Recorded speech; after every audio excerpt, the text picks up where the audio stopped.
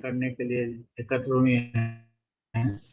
और जैसा कि हम लोगों ने पिछली बार बात की थी, आप में से कुछ लोग अगर पिछली बार नहीं उपस्थित रहे हों तो आप लोग उसका वीडियो देख सकते हैं, YouTube पर वीडियो उपलब्ध है।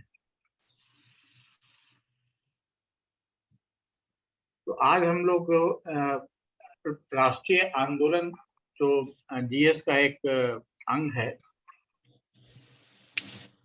सामान्य अध्ययन में राष्ट्रीय आंदोलन पर विशेष फोकस करके बीपीएससी ने अपने जो सिलेबस लिखा है उसमें राष्ट्रीय आंदोलन पर फोकस करके लिखा है।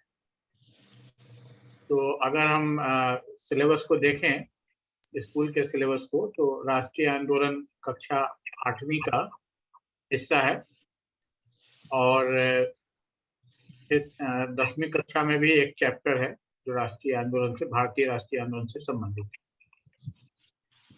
तो हम लोग आगे देखेंगे कैसे हम लोग अपनी स्ट्रेटजी इस पर बना सकते हैं। हम लोग पहले थोड़ी सिलेबस की बात करेंगे और फिर हम लोग क्वेश्चंस की बात करेंगे।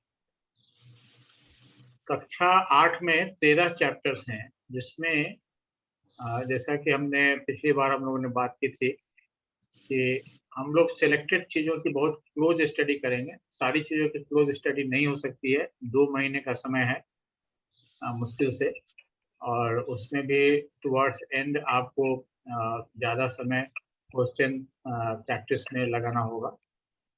तो उसके हिसाब से 6 गलत लिखा है, 5 चैप्टर ही है नीचे।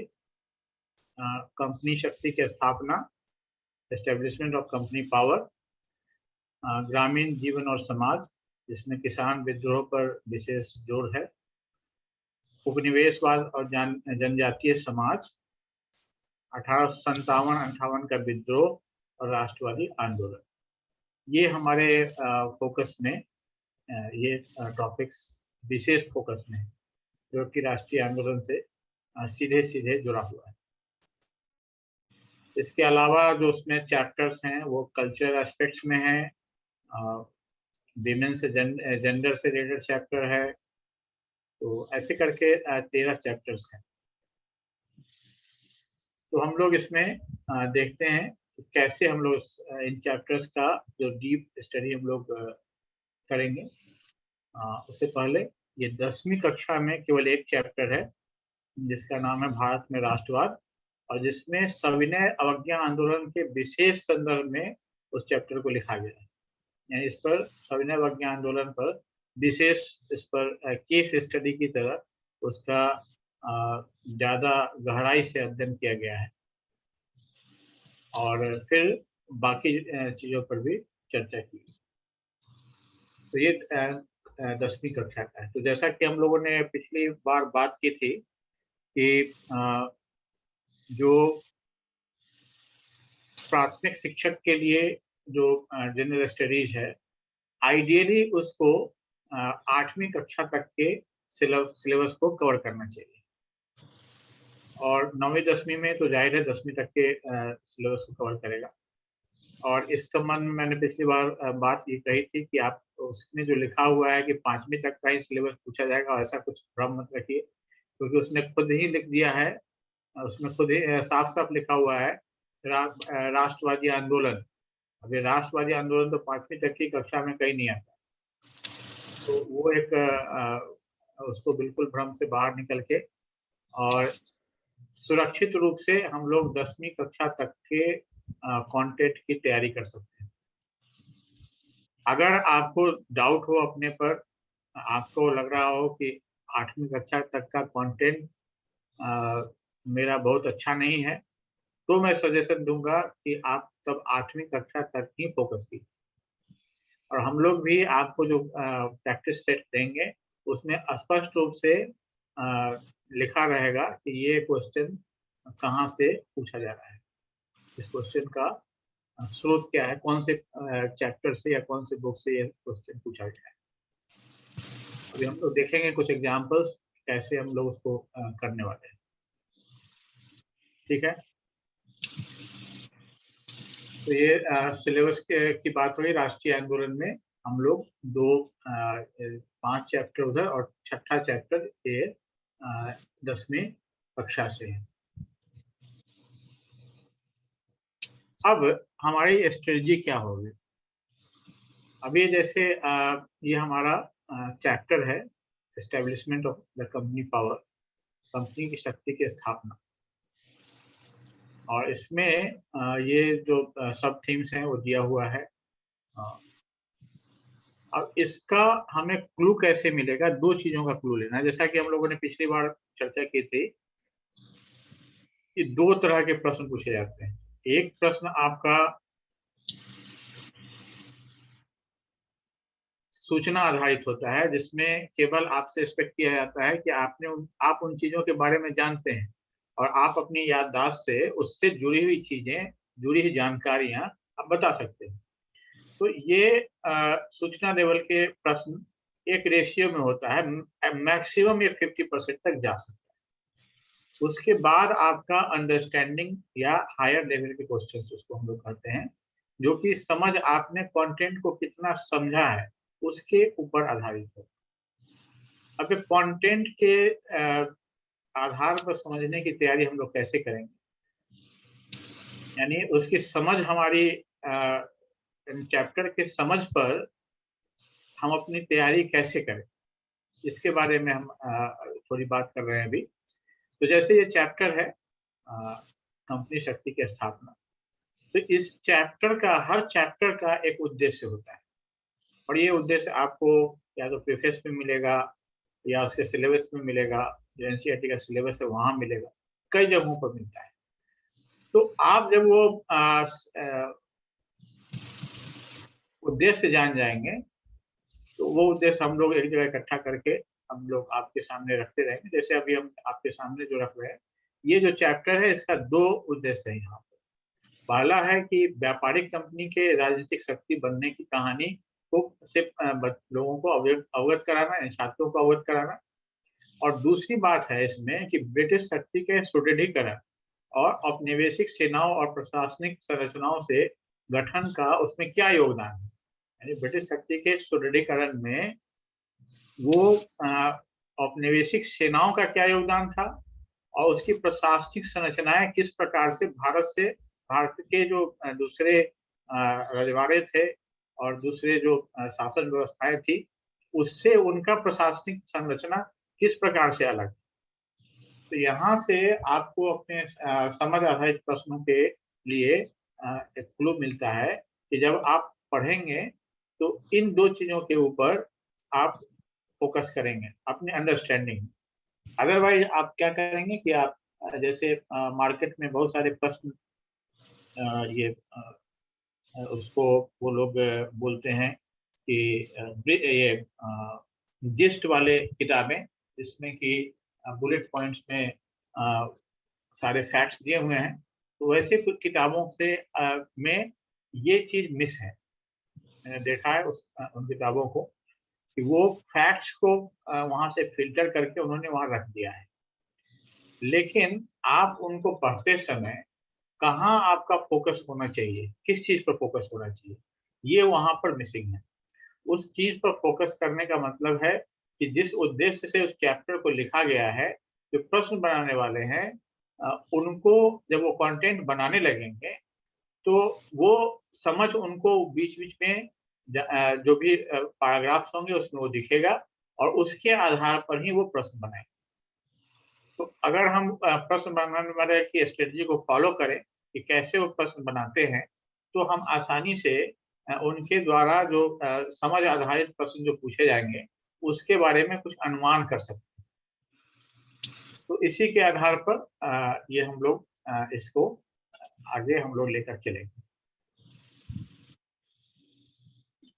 दूसरा जो चैप्टर है वो ग्रामीण जीवन और समाज, ये चैप्टर है जिसमें कि औपनिवेशिक कृषि नीतियाँ, किसानों और जमींदारों पर उसका प्रभाव, वाणिज्यिक फसलों का विकास, किसान विद्रोह, नील विद्रोह, इन सब चीज़ों के बारे में बात की गई। और इसमें फोकस जो है वो बिहार और बंगाल पर रखा गया है और अ, पंजाब के घटनाक्रम के साथ इसकी तुलना की गई। अब इसके जो उद्देश्य है, इसमें 3 उद्देश्य हैं इस चैप्टर के। पहला तो यह है कि 2 विपरीत क्षेत्रों पर ध्यान केंद्रित करके ग्रामीण समाज के भीतर परिवर्तनों का एक व्यापक दृष्टिकोण प्रदान करना। अब ये देखिए कि यहाँ जो प्रश्न बनेगा, एक तो ग्रामीण समाज में परिवर्तन कैसे हो रहे हैं, यानी पहला तो हमारी समझ ये होनी चाहिए कि ग्रामीण समाज की संरचना कैसे है, कैसे ग्रामीण समाज बना है। दूसरी हमारी समझ क्या होनी चाहिए कि उसमें किस प्रकार के परिवर्तन आ रहे हैं, ये 2 फोकस होना चाहिए। इसके बाद इसमें क्या कहा जा रहा है कि हमने 2 विपरीत क्षेत्र, यानी एक आप देख रहे हैं कि बंगाल और बिहार है और उसकी तुलना पंजाब से कर रहे हैं, तो काफी डिस्टेंस है, कल्चरल गैप है। तो इसकी तुलना करके उस समय के ग्रामीण समाज को समझना और ग्रामीण समाज पर जो औपनिवेशिक शासन का प्रभाव पड़ रहा है उसको समझना। तो इसको लेकर के इसमें काम किया गया है। उसके बाद पहले के समाजों के साथ निरंतरता और परिवर्तन को दिखाना, और तीसरा है कि नई फसलों की वृद्धि जो किसान जीवन का लय है उसको बाधित करती है और विद्रोह का कारण बनती है। अब इस पर भी उसमें चर्चा की गई है कि जो नए फसल जो उगाए गए हैं तो उसके उगाने का समय और उसके लिए टैक्स देना पड़ता था किसानों को, वो टैक्स लेने का समय, इस सब को इस तरह से सेट किया गया था कि टैक्स उस समय लिया जाता था जिस समय किसानों के हाथ खाली होते, और वो टैक्स जो है उस समय ऋण लेता था और टैक्स चुकाने के लिए, और उस ऋण के बदले वो अपनी उगाई गई फसल में से हिस्सा देता था। यानी कि जो ऋण देने वाले होते थे उन्हें अपने ऋण के बदले सीधे-सीधे फसल प्राप्त होती थी, और जाहिर है उसका वो काफ़ी अपर हैंड स्थिति में रहते थे और उसका वो अ, मूल्य अपने हिसाब से निर्धारित करते थे। तो ऐसी स्थिति में जो विद्रोह का बहुत सारा ऐसा अवसर हुआ और कई सारे विद्रोह हुए, तो उसके बारे में इसमें बात की गई है। तीसरा जो चैप्टर है वो उपनिवेशवाद और जनजातीय समाज के बारे में है। तो 19वीं सदी में जनजातीय अर्थव्यवस्थाओं और समाज के भीतर जो परिवर्तन आए हैं उस पर इसमें फोकस किया गया है, और आदिवासी विद्रोह में बिरसा मुंडा पर ध्यान केंद्रित किया गया है, और 2 क्षेत्र पर फोकस है, छोटा नागपुर और उत्तरपुर। अब इसमें 2 ऑब्जेक्टिव्स हैं, आदिवासी समाज के विभिन्न रूपों पर चर्चा की। अब ये यहाँ पर इम्पोर्टेंट बात समझने की ये है कि विभिन्न रूपों पर चर्चा करें तो इसमें ढेर सारे आपके नॉलेज लेवल के, यानी आपके याद करने वाले बहुत सारे प्रश्न बनेंगे कि विभिन्न रूप पर चर्चा करें, तो आपको ये जानना होगा कि एक जगह का आदिवासी समाज दूसरों से अलग कैसे, उसका यूनिकनेस क्या है, उस पर फोकस करना होगा। उसके बाद आदिवासी विद्रोह के इतिहास को अ, फिर से बनाने के लिए सरकारी रिकॉर्ड को कैसे पढ़ाया जाता है। अब यहाँ स्रोतों से जो चीजें हमें जानकारी मिलती हैं उसके आधार पर जो नॉलेज जो इंफॉर्मेशन गढ़ा हुआ है उस पर फोकस किया गया है। यानी अ, केवल कथात्मक बात या उसके सांस्कृतिक अवयवों पर ही बात नहीं है, बल्कि इस इतिहासकार ने उसका इतिहास निर्मित कैसे किया है उसको भी जोड़ करके इन्होंने इस चैप्टर को बनाया। तो उन सबको मिला करके आपको अपने अंडरस्टैंडिंग लेवल पर काम करना पड़ेगा। इसी तरह से 1857 और 58 का विद्रोह की बात है। अब ये इसमें जो सेना का विद्रोह और आंदोलन का प्रसार, इस पर बात की गई है, और अभिजात वर्ग और किसानों की भागीदारी कैसे रही उस पर बात की गई है, और इसमें जो क्षेत्रीय फोकस है वो अवध यानी उत्तर प्रदेश का जो क्षेत्र है उसको रखा गया है। अब ये इसमें जो बातें कही जो समझने की है वो है कि विद्रोह कैसे उत्पन्न होता है और फैलता है, इस पर फोकस करना है। तो विद्रोह के कारण और विद्रोह का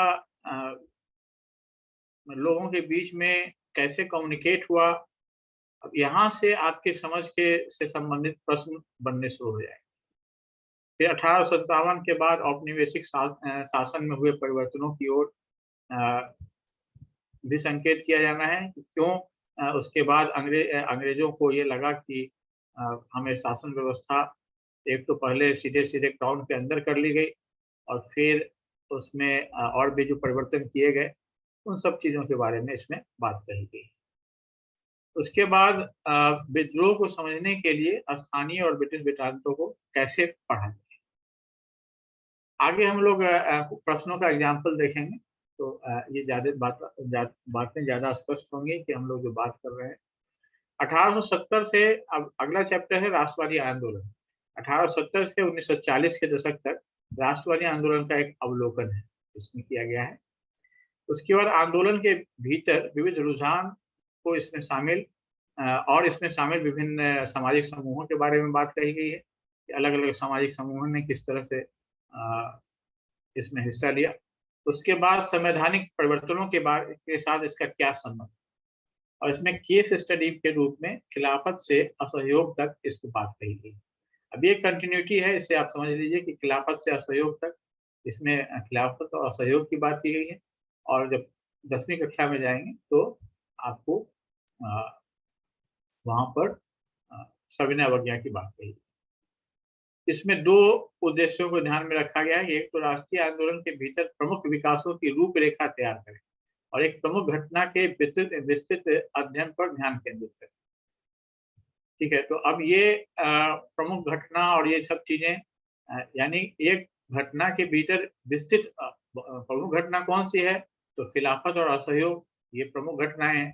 तो अब इसका जो है सो इन डेप्थ ये क्यों हुआ, खिलाफत क्यों था, खिलाफत का अर्थ क्या था, असहयोग के साथ उसका क्या संबंध था, ये इसकी आपको केवल डेट्स याद रखने से नहीं होगा, यहाँ इसकी समझ आपको डेवलप करनी होगी कि कैसे ये दोनों आंदोलन एक साथ शुरू हुआ। एक प्रयोग था जो जिसका आगे उसका एक रिपरकशन है। तो इन सब चीजों पर आपको ध्यान केंद्रित करना होगा। उसके बाद दिखाएं कि राजनीतिक आंदोलन के इतिहास के पुनर्निर्माण के लिए समकालीन लेखन और दस्तावेजों का उपयोग कैसे किया जा सकता है। इतिहास लेखन पर इनका फोकस लगातार है, यानी जो प्रश्न बनेंगे वो ऐसे प्रश्न तथ्यों पर आधारित होंगे जो किसी न किसी स्रोत से जुड़े हों। आगे हम लोग देखेंगे, स्रोत का उदाहरण भी देखेंगे। ये हम लोग अभी थोड़ी देर में ये क्वेश्चंस का प्रैक्टिस करेंगे। कक्षा 10 में जो भारत में राष्ट्रवाद है, सविनय अवज्ञा आंदोलन, इसकी जो बात हमने पीछे कर ली, इसके 3 उद्देश्य हैं। सविनय अवज्ञा आंदोलन को एक केस अध्ययन के माध्यम से भारतीय राष्ट्रवाद की विशेषताओं पर चर्चा करना, उस समय के विविध सामाजिक आंदोलनों की प्रकृति का विश्लेषण करना और छात्रों को विभिन्न राजनीतिक समूहों और व्यक्तियों के लेखन और आदर्शों से परिचित कराना। ये चीजें हैं। अब ये इसी कॉन्टेक्स्ट में आपको अपने अंडरस्टैंडिंग वाले जो प्रश्न हैं उसकी तैयारी करनी चाहिए। अब ये देखिए, ये एक सोर्स लिया गया है, सत्याग्रह पर गांधी के विचार। अभी गांधी के राइटिंग से सत्याग्रह के बारे में चीजें निकाली हुई हैं। अब इस तरह के बहुत सारे सोर्स हैं। अब आप कहेंगे कि ऐसा कैसे, इसको हम लोग कैसे तैयार करें, तो इस तरह के सोर्स हैं, फिर ये प्रश्न कैसे पूछा जाएगा इससे। तो इसका हम लोग एक लिस्ट तैयार करके आपको देंगे, जैसे कि यहाँ इस सोर्स में जितनी बातें कही गई है उसका एक लिस्ट यहाँ दिया हुआ है। तो इस लिस्ट के आधार पर आप इस सोर्स का उपयोग प्रश्न उत्तर में कर सकते हैं। अभी हम लोग इसका एक क्वेश्चन आंसर एग्जांपल्स देखते हैं, किस तरह से इसको हम लोग कर सकते हैं।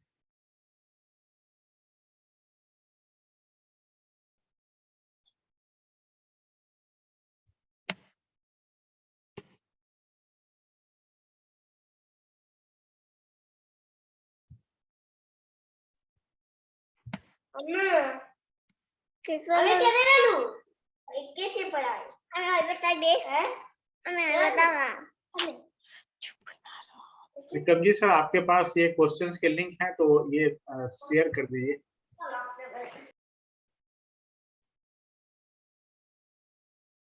ठीक है सर।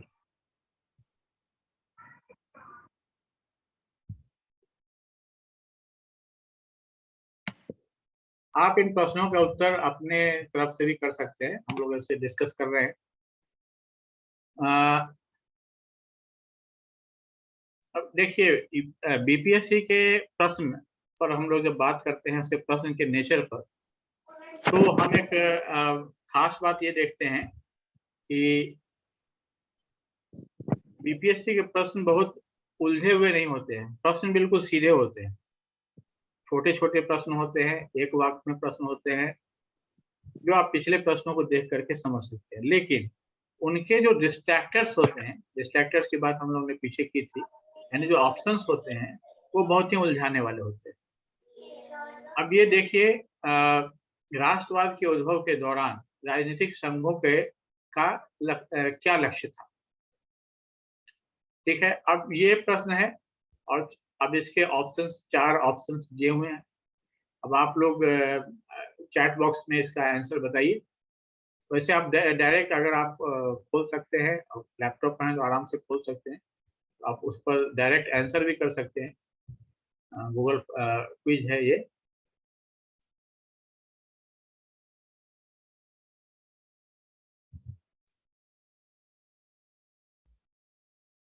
और हम लोग तब तक मैं आपको एक एक करके ये बताऊंगा कि क्यों, कौन सा उत्तर इसका सही नहीं है।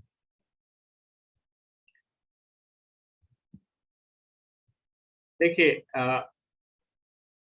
ये जो डिस्ट्रैक्टर्स बनाए जाते हैं, ये बहुत ही सोच समझ के बनाए जाते हैं। अब देखिए, पहला जो डिस्ट्रैक्टर है, क्षेत्रीय प्रभुत्व एवं नियंत्रण। क्योंकि राष्ट्रीय कांग्रेस की स्थापना से पहले जितने भी राजनीतिक संगठन बने थे, वो सब क्षेत्रीय स्तर पर वो संगठन बने थे। इसलिए एक इसका एक उत्तर ये संभावना बनती है कि इनका एक उद्देश्य क्षेत्रीय प्रभुत्व और नियंत्रण स्थापित करना। जो भी राष्ट्रीय संघ थे, उनका उद्देश्य क्षेत्रीय प्रभुत्व एवं नियंत्रण स्थापित करना। अब इसमें ये गलत क्यों है? ये गलत इसलिए है क्योंकि ये जो क्षेत्रीय दल बने थे, ये अपने राजनीतिक आधिपत्य को स्थापित करने के लिए नहीं बने थे, बल्कि जो अंग्रेजी हुकूमत थी, उसका जो उनके ऊपर प्रभाव था या जोर था, उसके दबाव में उसके जवाब देने के लिए बने थे, यानी उसकी प्रतिक्रिया में बने थे। इसलिए क्षेत्रीय प्रभुत्व या नियंत्रण की बात यहाँ लागू नहीं हो सकती है। जैसे आज के समय में जब कोई क्षेत्रीय पार्टी स्थापित होती है, जैसे हमारे बिहार में है या उत्तर प्रदेश में है और भारत के कई राज्यों में, तो उसके संबंध में ये बात कही जा सकती है कि इनकी स्थापना क्षेत्रीय प्रभुत्व के उद्देश्य से की गई। लेकिन उस समय में जब हमारे ऊपर अंग्रेजों का शासन था, उस समय में क्षेत्रीय प्रभुत्व का उत्तर ये सही नहीं हो सकता। ठीक है, क्योंकि क्षेत्रीय प्रभुत्व मुख्य रूप से जो भी दल बने थे, उनका मुख्य उद्देश्य था अंग्रेजों की सत्ता का विरोध करना और उनके दमनकारी नीतियों का विरोध। दूसरा जो ऑप्शन है, वर्ग आधारित प्रतिनिधित्व। अब ये प्रश्न, ये जो ऑप्शन है, ये भी काफी आपको पॉज कर सकता है, लग सकता है कि हाँ ये संभव है, क्योंकि जो आरंभिक प्रतिनिधित्व है दलों में, वो उच्च वर्ग के लोगों का है। जो पढ़े लिखे middle class, high middle class के जो लोग हैं, उन लोगों का प्रतिनिधित्व है। तो ये वर्ग आधारित प्रतिनिधित्व के रूप में भी ये आ सकता है। लेकिन ये उत्तर क्यों गलत होगा? ये उत्तर इसलिए गलत होगा क्योंकि ये जो प्रभुत्वशाली वर्ग है, ये सबसे पहले अंग्रेजी सत्ता के स्वरूप को समझ पाते हैं और उस अंतर को समझ पाते हैं कि कैसे जो अंग्रेजी सरकार है, वो अपने देश में किस प्रकार से शासन करती है और हमारे देश में किस प्रकार से शासन कर रही है। और इस कारण से वो उनका उद्देश्य अपने वर्ग के इंटरेस्ट को स्थापित करना नहीं है, बल्कि इस बात को स्थापित करना है कि अभी हमारे सामने अंग्रेजों का विरोध करना ही सबसे बड़ा उद्देश्य है, इसलिए ये उत्तर गलत होगा। तीसरा उत्तर सामाजिक धार्मिक सद्भाव और एकता। ये भी चूंकि भारत एक विविधताओं का देश है, तो जाहिर है जो शुरू के दल होंगे उनका एक उद्देश्य होना चाहिए धार्मिक सद्भाव और एकता स्थापित करना, और बहुत हद तक उनका एक लक्ष्य एक था भी। लेकिन यहाँ पर ये उत्तर जो है इसलिए सही नहीं माना जाएगा क्योंकि हमारे सामने जो चौथा लक्ष्य है, चौथा उत्तर है कि भारत के सभी लोगों का सामूहिक लक्ष्य, सारे लोगों का के हित में जो बात हो उस बात पर फोकस किया जाना, ये चीज इम्पोर्टेंट थी उस समय जो भी राजनीतिक दल बने थे। तो इसलिए चौथा उत्तर सबसे सही है। ठीक है, उसी तरह से हम लोग अब अगर कुछ आप पूछना चाहें तो बीच में आप पूछ सकते हैं, जब भी आप रोक के पूछना चाहें। अभी दूसरा प्रश्न देखिए, अपने प्रारंभिक वर्षों में कांग्रेस के प्राथमिक उद्देश्य क्या थे? तो अब इसमें देखिए, ब्रिटिश शासन से आजादी का प्रश्न बहुत बाद में उठा है, बहुत बाद में। गांधी ने भी समझिए कि अंग्रेजों भारत छोड़ो का नारा दिया, उससे पहले उन्होंने बहुत स्पष्ट शब्दों में कभी भी ब्रिटिश शासन से पूर्ण आजादी की बात नहीं की थी। आपको शायद याद हो कि नेहरू जी ने पूर्ण स्वराज की एक बार घोषणा भी कर दी थी और कांग्रेस के अधिवेशन में, लेकिन ये प्रारंभिक के समय में तो बिल्कुल ही ये उद्देश्य नहीं। आर्थिक सुधार और औद्योगिकरण, आर्थिक दबाव लोग महसूस कर रहे थे, लेकिन आर्थिक सुधार और औद्योगिकरण का अभी उनके पास कोई आधार नहीं था, नो हाउ था, न कोई इंस्टीट्यूशन थे, न उद्योग में काम करने के लिए ट्रेंड मैन पावर था, इसलिए उत्तर सही नहीं।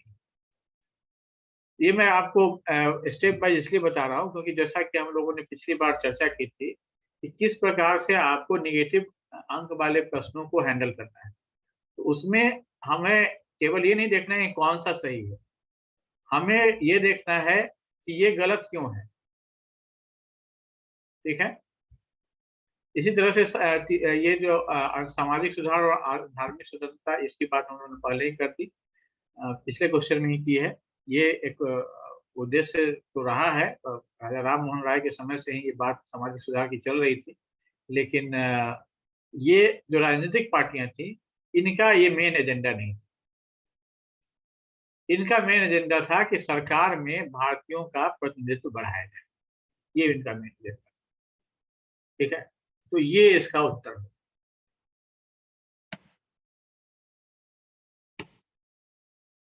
अब इसी तरह से जो प्रारंभिक कांग्रेस नेता हैं उनके जन जागरूकता अभियानों और जनमत को संगठित करने में वो क्यों शामिल हुए, है ना, इनके उनका जो दल बनाने का उद्देश्य वो क्या था? तो अब इसमें है कि अपने उद्देश्य के लिए अंतर्राष्ट्रीय समर्थन प्राप्त, ये बहुत बाद में हुआ है, जब महात्मा गांधी आप देखेंगे कि ब्रिटेन की यात्रा करते हैं, और भी कई लोग जाते हैं बाहर और अंतर्राष्ट्रीय समाधान समर्थन प्राप्त करने की कोशिश आपको 19वीं शताब्दी के बाद 20वीं शताब्दी में शुरू होती है। 19वीं शताब्दी में इसका कोई गंभीर प्रयास नहीं किया गया, तो ये उत्तर सही नहीं। अब बाकी के जो 3 उत्तर हैं उसमें से दूसरा उत्तर को छोड़ करके हम लोग पहले नीचे वाले दोनों को देख लेते हैं। स्वयं के राजनीतिक करियर को बढ़ावा देने के लिए, अब ये जो है, ये जो लेखक हैं, कैम्ब्रिज स्कूल के लेखक हैं, वो इस बात पर जोर देते हैं कि मुख्य रूप से भारतीय राष्ट्रीय आंदोलन और कुछ नहीं था, जितने भी राजनेता थे, भारत के लीडर्स थे, वो सब के सब अपना अपना कैरियर को बढ़ावा देने की कोशिश कर रहे थे, और उन्होंने इसके लिए बहुत ही शोध किया है। ऐसा नहीं कि वो केवल बोलने के लिए बोल रहे हैं, उन्होंने इस पर काफी शोध किया और इसका जो डिफरेंट सोर्सेज है वहां से निकाल करके उनके डायरी से, पर्सनल डायरी से बहुत सारी चीज़ों को निकाल कर वो ले करके आए। जैसे आंदोलनों में के समय में कास्ट समीकरण पर ध्यान देना और इस तरह के बहुत सारे सोर्सेज उन्होंने चिट्ठियों को जो इंडिविजुअल चिट्ठियां हैं उसको लेकर के आए और बहुत सारी चीजें उन्होंने कई सारे जो बड़े-बड़े नेता थे उनके बारे में उन्होंने बहुत से ऐसे प्रमाण एकत्र किए। नहीं, ज़ाहिर है वो सब एकांगी है। उन्होंने उनके जो बड़े काम है उसको इग्नोर कर दिया है। क्योंकि जब एक भारतीय समाज में रहने वाले लोग हैं तो उन्हें कास्ट या ऐसी चीज़ों को बिल्कुल इग्नोर करके आप काम नहीं कर सकते। जब सामूहिक रूप से आप काम करेंगे तो अभी के समय में भी जब इतना ऑब्वियस है कि आप कास्ट के बिना कुछ काम नहीं कर पाते हैं, तो उस समय में तो और ज़्यादा। तो इसके हिसाब से ये ऑप्शन है। उसके बाद ब्रिटिश राजशाही की सत्ता को चुनौती देना। सत्ता को चुनौती देना तो मैंने जैसा कि पहले कहा, बहुत बात की चीज़। तो यहाँ पर ज़ाहिर है ये जो दूसरा आंसर है वो सही है।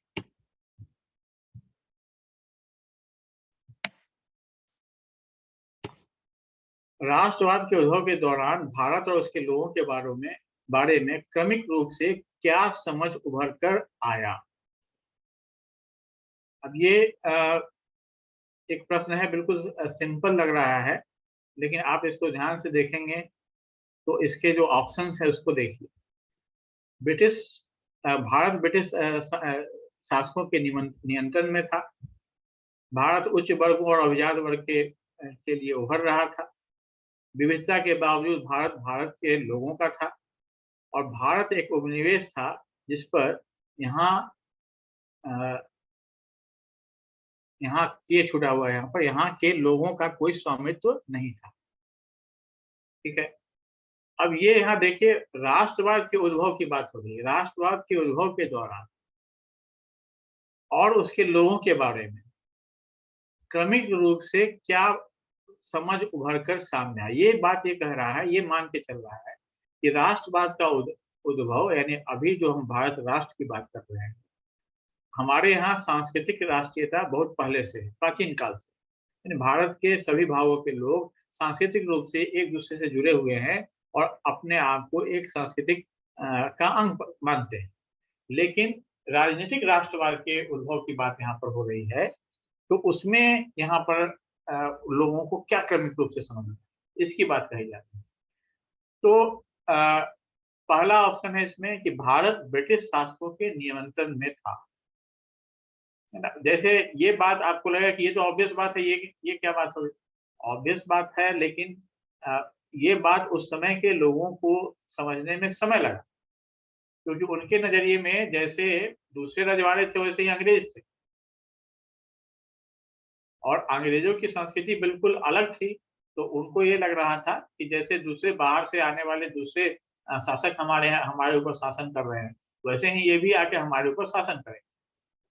तो वो उस हिसाब से उसको सोचते थे। उनके दिमाग में ये कहीं से नहीं था कि ये यहाँ पर बसने नहीं आए हैं, ये यहाँ पर हमें लूटने आए हैं। तो ये एक ऑप्शन हो सकता है, लेकिन यहाँ इस प्रश्न के लिए और इससे बेहतर ऑप्शन उपलब्ध है। दूसरा ऑप्शन है भारत उच्च वर्गों और अभिजात वर्ग के लिए उभर रहा था। ये बात भी सही है कि जो भारत के उच्च वर्ग थे और जो अभिजात वर्ग थे, जो पढ़ा-लिखा मध्य वर्ग था, ये लोग अंग्रेजों के शासन के दौरान में धीरे-धीरे ये उभरना शुरू कर रहा। तो इसका मतलब क्या ये लगाया जाए कि भारत इन्हीं लोगों के लिए था, बाकी लोगों के लिए नहीं था? तीसरे जो लास्ट हमारा ऑप्शन है कि भारत एक उपनिवेश था, जिस पर यहाँ के लोगों का कोई स्वामित्व नहीं था। ये बात भी समझ में आई थी, धीरे-धीरे लोगों का कि भाई ये उपनिवेश है। जैसा कि हमने पहले वाले क्वेश्चन में कि ब्रिटिश शासकों के नियंत्रण में था, वहीं पर हमने बात की, यह एक उपनिवेश है। ये बात लोगों को धीरे-धीरे समझ में आई। ये उपनिवेश है और ये जो अंग्रेज आए हैं ये अ पहले के आने वाले लोगों की तरह नहीं है जो यहाँ पर हमें हमारे ऊपर शासन करेंगे और यहाँ पर बस जाएँगे। है ना? ये उपनिवेश है जहाँ जो कि अंग्रेजों के जो इंग्लैंड की अर्थव्यवस्था है उसकी आवश्यकताओं के अनुसार इसको ढाला गया जा जा रहा है। तो ये जो तीसरा ऑप्शन है विविधता के बावजूद भारत के लोगों का। ये ऑप्शन ये राष्ट्रवाद के राष्ट्रवाद के उदय से सीधे सीधे जुड़ता है, क्योंकि लोगों के बीच में ये बात कि राजनीतिक रूप से भी हम लोग एक हो सकते हैं, है ना। ये कोई मराठा अलग है, निजाम अलग है, हैदराबाद अलग है, या कश्मीर अलग है, ऐसा नहीं है। अवध अलग है, अलग अलग देश है, ऐसा नहीं है। ये हम लोग एक राष्ट्र है। ये बात इस समय में उभर करके सामने आई। इसके बाद प्रारंभिक कांग्रेसियों ने कौन से आर्थिक मुद्दे उठाए? इसमें आप देखेंगे भोजन की कमी और राजस्व में कमी। ये है, आप सब लोग ये स्क्रीन देख पा रहे हैं ना, जो क्वेश्चन का स्क्रीन है? हाँ सर, ठीक है, ठीक है। Yes sir. अच्छा। तो अब यहाँ जो ऑप्शन है भोजन की कमी और राजस्व की कमी। दूसरा ऑप्शन है भूमि सुधार और सिंचाई सुधार। तीसरा ऑप्शन है औद्योगिक विकास और श्रम अधिकार। चौथा ऑप्शन है अंतर्राष्ट्रीय व्यापार और कराधान नीति। अब इसमें आप देखेंगे कि ढेर सारे ऑप्शन है, इसमें से हम लोग कट कैसे करेंगे? तो कट करने का आधार हमारा है कि जो सबसे पहले हम लोग अंतर्राष्ट्रीय व्यापार और कराधान नीति, ये काफी बात की चीज है। जब हमारे यहाँ कई तरह के लोग और खास करके टाटा और ऐसे जो धीरे धीरे व्यापारी उभरना शुरू किए हैं, तो उस पर वहां से ये बातें होनी शुरू हुई। फिर उसी तरह से भोजन में कमी और राजस्व में कमी, भूमि सुधार, औद्योगिक विकास और श्रम का अधिकार, इन सब प्रश्नों पर भी इसी तरह से आपको सोचना पड़ेगा।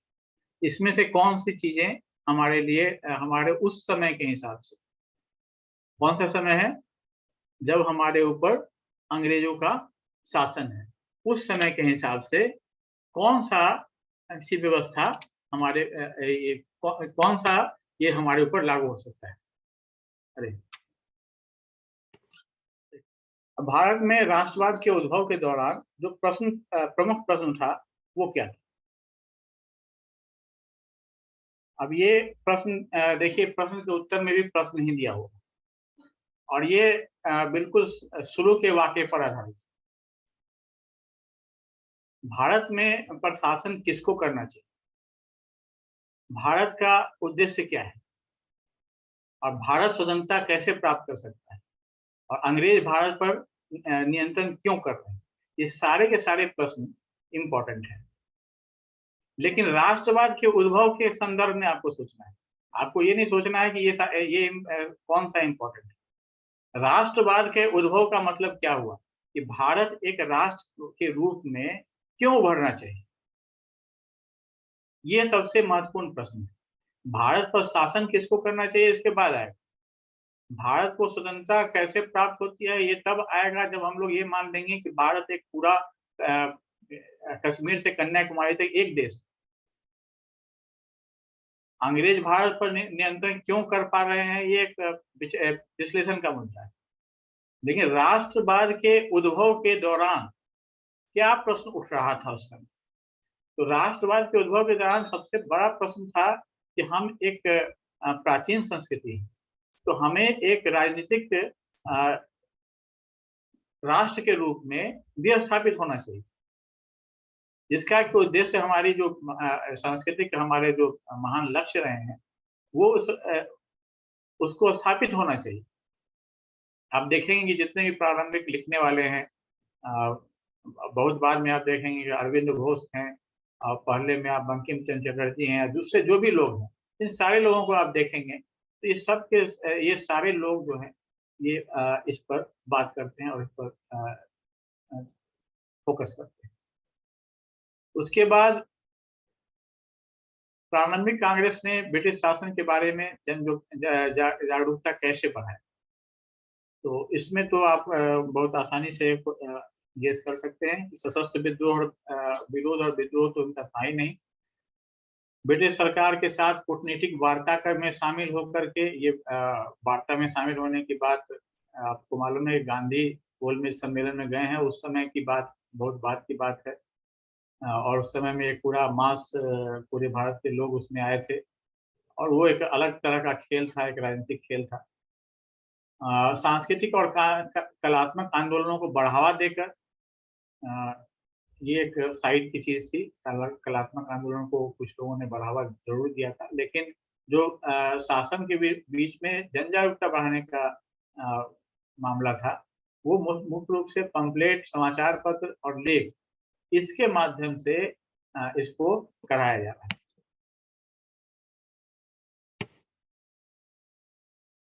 फिर इस अंतिम प्रश्न के बारे में भी आप आसानी से समझ सकते हैं कि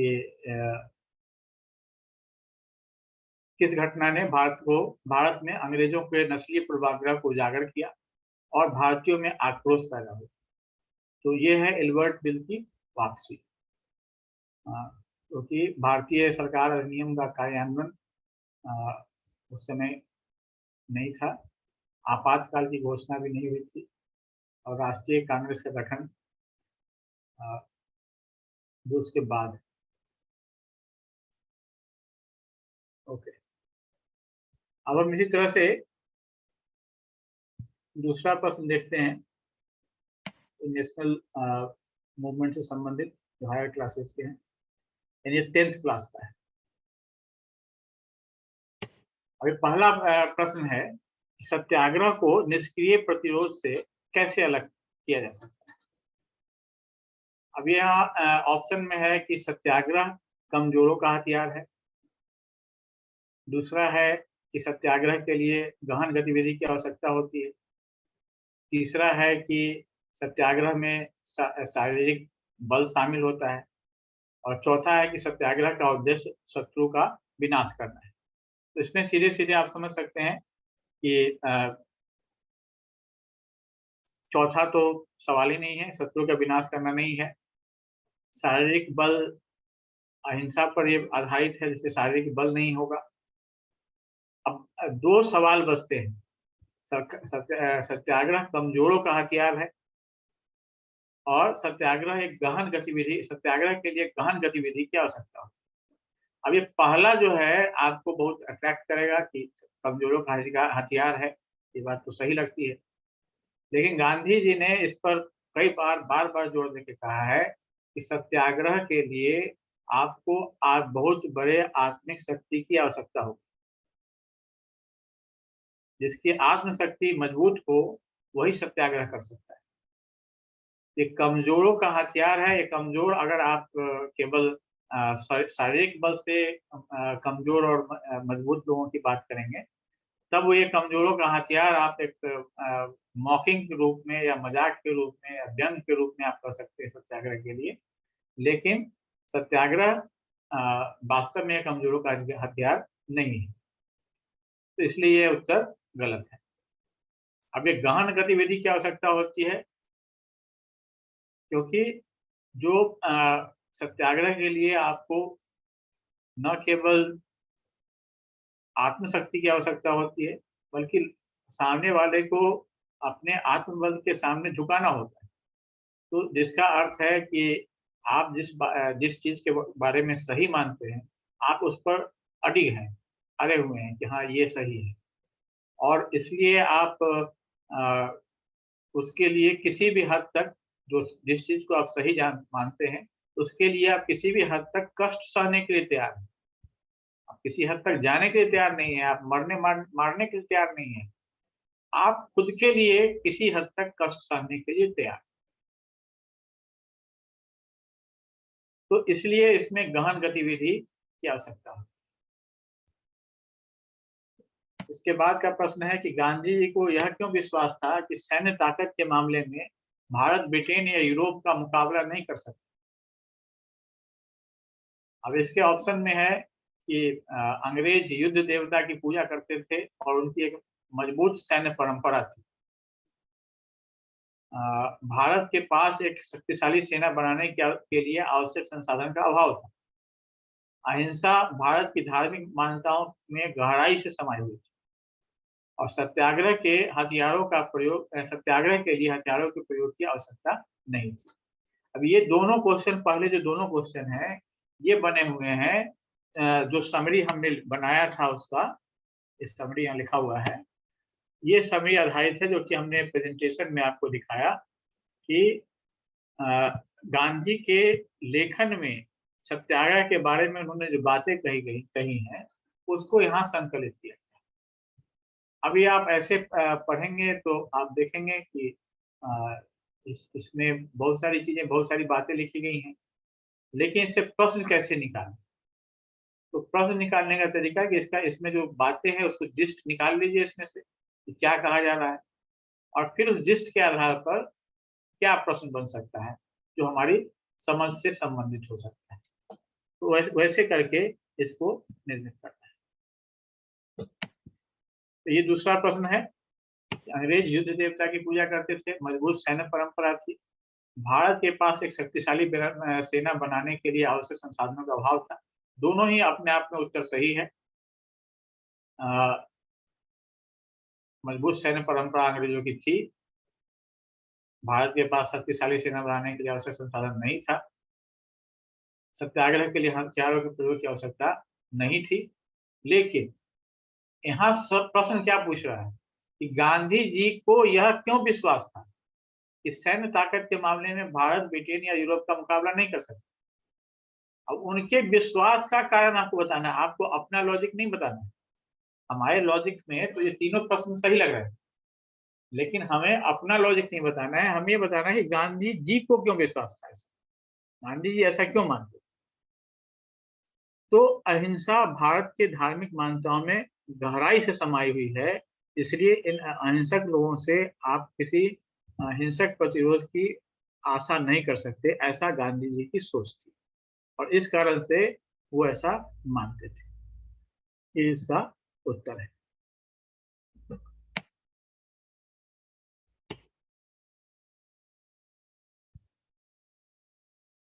इसी तरह से रॉलेट सत्याग्रह का उद्देश्य क्या था? बिल्कुल सिंपल सवाल है।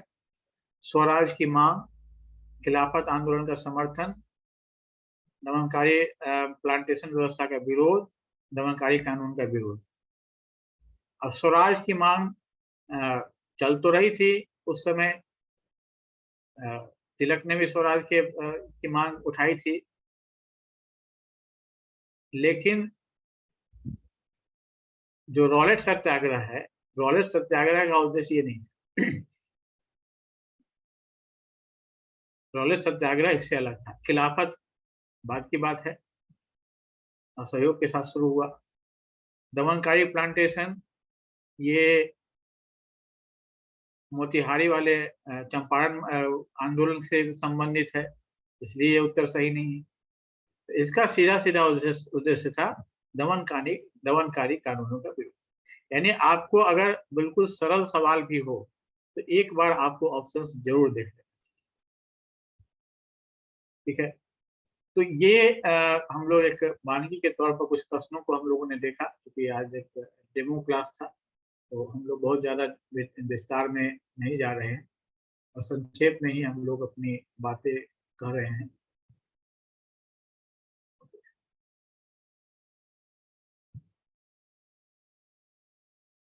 तो इन सब प्रश्नों पर हम लोगों ने बात करी। तो यही अब आप में से ये डिस्कशन के लिए खुला है कि सिलेबस के बारे में, राष्ट्रीय आंदोलन के सिलेबस के बारे में, किसी प्रश्न के बारे में, किसी भी चीज के बारे में आप लोग कुछ पूछना चाहें तो पूछ सकते हैं।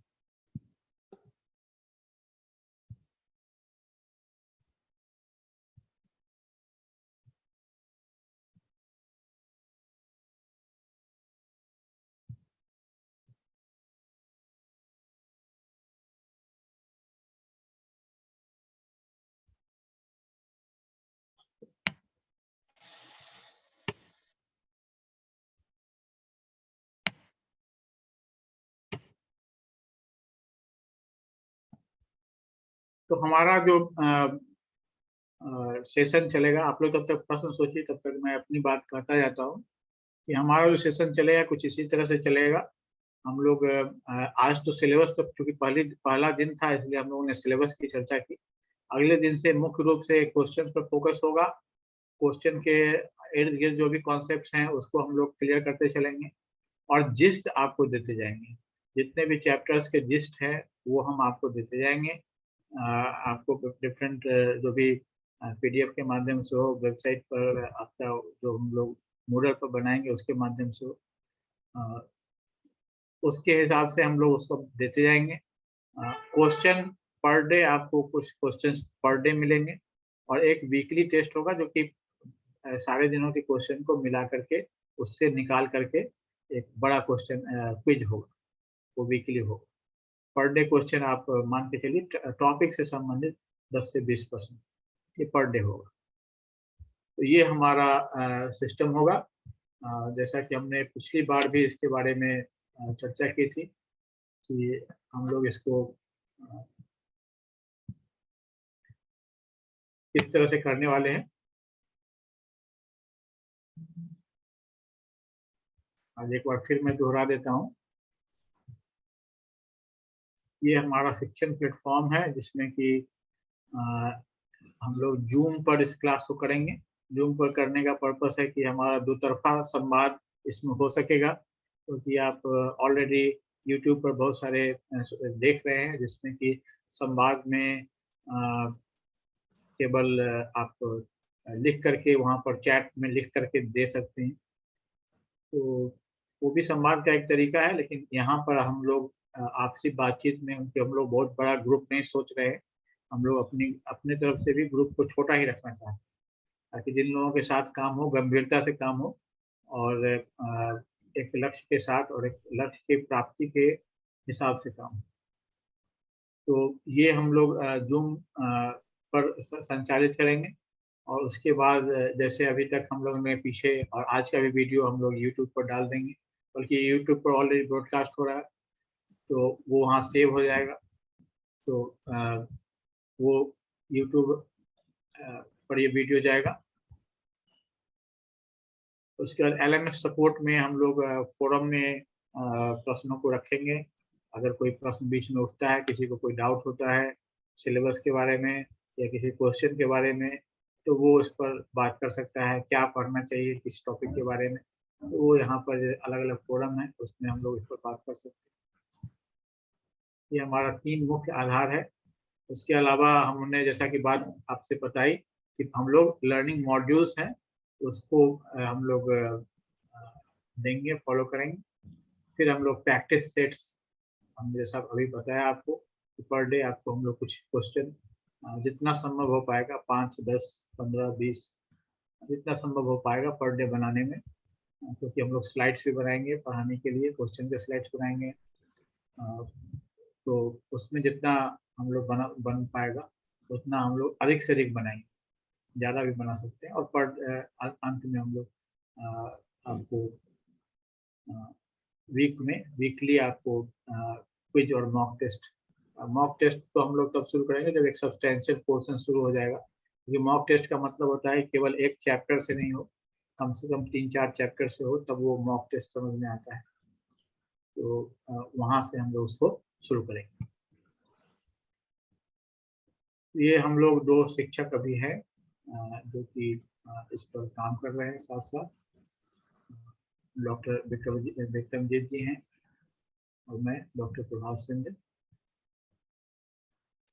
और ये हमने पिछली बार भी अपने प्राइस के बारे में बताया था, एक बार मैं बता देता हूँ फिर से। सामान्य अध्ययन से संबंधित जो उच्च कक्षाएं हैं उसके लिए 1799 है और प्राथमिक कक्षा उसके लिए भी 1799। और जिस प्रकार से हमने आज कक्षा के हिसाब से अलग अलग रखा है, आप अपने चॉइस के हिसाब से देख सकते हैं, उसको कर सकते हैं। वैसे मेरा सजेशन ये है कि 10वीं तक की कक्षा का तैयारी सबको करना ही चाहिए। इसके अलावा सामान्य अध्ययन और गणित अगर एक साथ आप लेंगे, एक साथ ही लेने का उसमें प्रावधान है, तो ये 2299 है। सामान्य अध्ययन और विज्ञान भी 2299 है। उच्चतर कक्षा का इतिहास अगर आप लेंगे, यानी +2 के लिए अगर इतिहास ले रहे हैं तो 1899 है उसका। और सामान्य अध्ययन के साथ अगर इतिहास लेंगे तो 28 में। हिंदी और अंग्रेजी सबके लिए फ्री है, लेकिन अगर केवल वही लिया जाए तो उसका 599 है। तो यानी जितने भी कोर्स है उसमें 599 तो फ्री में है ही, और उसके अलावा भी कुछ कुछ छूट उसमें ऑलरेडी दी गई है। तो ये हमारी बात थी।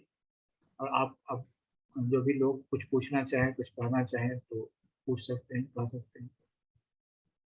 Good evening sir. वो गांधी जी वाला जो मिलिट्री स्ट्रेंथ वाला जो था ना, हाँ वो हाँ, क्वेश्चन का आंसर नहीं समझ में आया। थर्ड ऑप्शन जो आप बोले थे ना, वो नहीं समझ पाया। एक मिनट।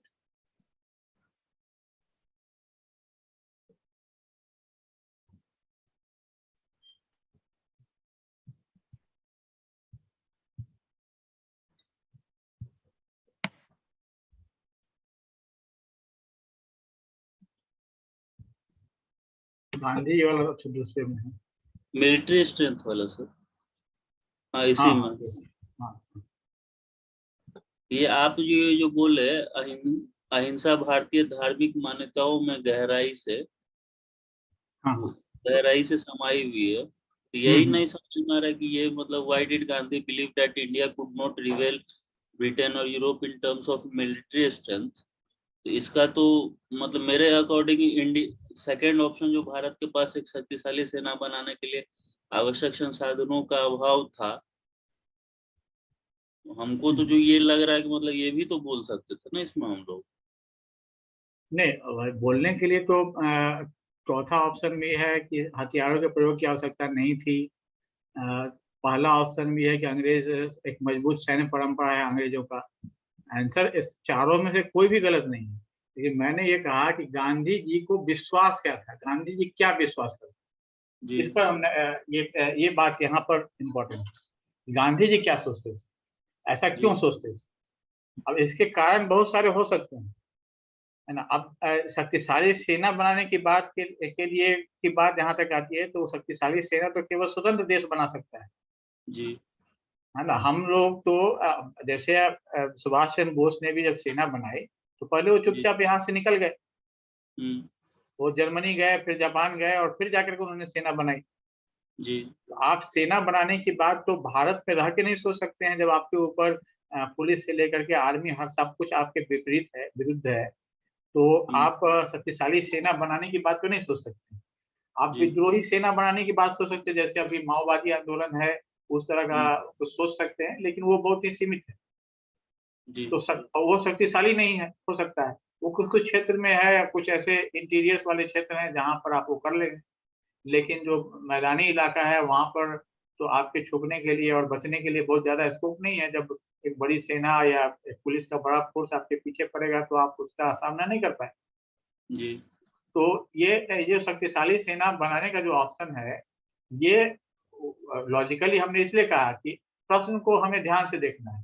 प्रश्न में जी। हमें ये देखना है कि प्रश्न हमसे क्या एक्सपेक्ट करता है।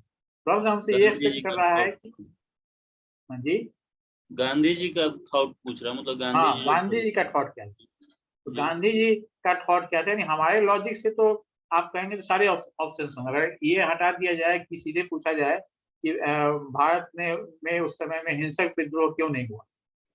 जी हालांकि हिंसक विद्रोह की बात कई लोगों ने की थी, बंकिम चंद्र ने विद्रोह की बात की। तमाम तरह के 1857 से पहले पूरे भारत में जगह जगह पर छोटे छोटे विद्रोह हुए, क्योंकि उन लोगों को ये पता नहीं था कि ये एक ऐसे नेशनल लेवल की तरह की, ये इसका जो नेचर है अंग्रेजी हुकूमत का, वो एक नेशनलिस्ट हुकूमत है। यहाँ इंडिविजुअल का कोई महत्व नहीं है। अगर हम 10-20 लोगों को मार भी दें, सारे लीडर्स जो हमारे सामने दिख रहे हैं सबको मार दें, फिर वैसे ही उतने ही और दूसरे लोग आ जाएंगे। ये बात लोगों को समझ में नहीं आती थी। तो इसलिए हिंसक विद्रोह तो काफी सारे हुए। जी तो ये बात तो स्पष्ट हो ही चुकी थी 1857 तक, इस सैन्य विद्रोह से हम लोग अंग्रेजों को नहीं हरा सकते। जी और उसके बाद अंग्रेजों ने उसके बीच में रेल और दूसरे जो संसाधन के द्वारा, दूसरे यातायात के साधन के द्वारा पूरे भारत पर अपनी पकड़ भी मजबूत कर ली। इसलिए ये ऑप्शन जो है सो हमारे लिए सही नहीं। और उन्होंने कई बार ये बात अपने आपसे खुद से बोली भी है ये अहिंसा जो है, अहिंसा को उन्होंने अहिंसा सत्य और अहिंसा उनके लिए पर्यायवाची था। जी सत्य और अहिंसा, अब महात्मा गांधी की जीवनी आप देखेंगे, जो बायोग्राफी ऑटोबायोग्राफी है, तो उसमें जी उन्होंने शुरुआत ही इस बात से की है कि to me there is no difference between truth and non violence, both are similar. Sides of the same coin. इस तरह से उन्होंने शुरुआत की है, इसी भाव से, मैंने एक्यूरेट शब्द नहीं कहा, लेकिन उनका भाव यही है। तो गांधी जी सर यही मानते थे, मतलब अहिंसा भारतीय धार्मिक मान्यताओं में गहराई से समाई हुई थी, इसलिए हाँ मतलब हम हाँ लोग नई मिलिट्री हाँ बना हाँ सकते थे। हाँ हाँ।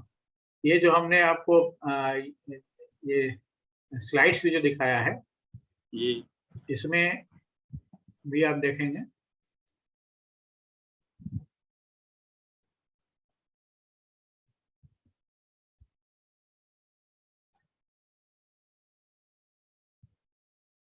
देखिए, भारत में करोड़ों लोग कभी हथियार लेकर नहीं चल सकते, उन्होंने अहिंसा के धर्म को आत्मसात किया है। ये उनके द्वारा लिखा गया जी है ना।